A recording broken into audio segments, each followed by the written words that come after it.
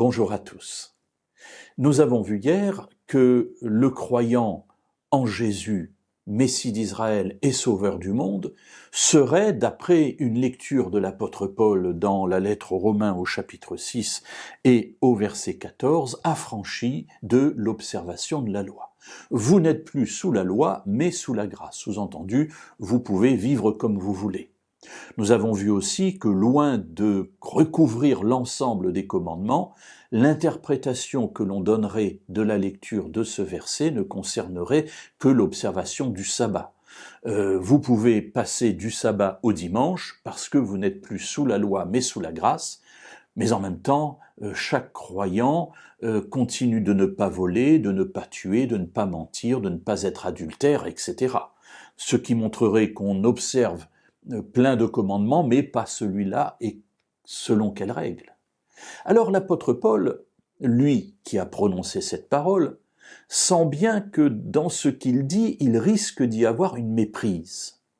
Et c'est pour ça que vous ne pouvez pas lire la lettre aux Romains au chapitre 6 et au verset 14 sans lire aussi le verset 15. Alors, je vais relire les deux, l'un à la suite de l'autre. Le péché ne dominera pas sur vous, car vous n'êtes pas sous la loi, mais sous la grâce. Quoi donc? Pécherions-nous parce que nous ne sommes pas sous la loi, mais sous la grâce? Certes non. Voyez, tout de suite, l'apôtre Paul sent que ce qu'il a dit risque d'être mal compris. Effectivement, si je m'arrête au verset 14, vous n'êtes pas sous la loi mais sous la grâce, je fais ce que je veux, les commandements de Dieu, j'en ai rien à faire et je vis comme j'ai envie. Et Paul dit non, attendez voir. Je risque d'être mal compris, donc je vais bien préciser la chose. Et il le précise très clairement. Pécherions-nous parce que nous ne sommes pas sous la loi, mais sous la grâce? Certes non. Voilà. Le péché ne doit pas dominer sur nous, non pas parce que maintenant la loi n'a plus d'importance, mais parce que nous sommes sous la grâce, dit-il. Mais alors en quoi la grâce nous permet-il de vivre une vie où le péché ne domine plus sur nous?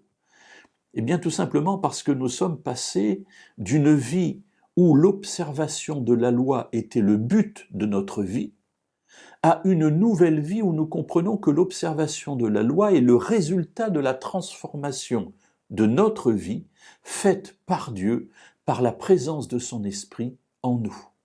Dieu met en nous un esprit nouveau, Dieu met en nous un cœur nouveau, il change notre cœur de pierre contre un cœur de chair, et il nous rend ainsi capables de vivre selon sa volonté.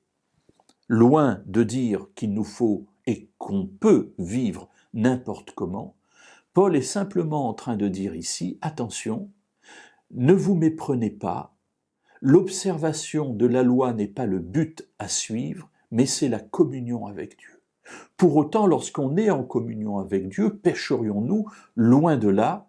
Au contraire, nous sommes passés de la loi à la grâce, et bien maintenant, nous ne pouvons plus pécher, nous ne voulons plus pécher parce que Dieu change l'intérieur de notre cœur qui conduit notre être et nous pousse ainsi encore davantage, comme Jésus l'a fait dans sa propre vie, à être fidèle à la volonté de Dieu. Mais non pas simplement à une partie d'entre elles, mais à toute la volonté de Dieu exprimée dans les Écritures.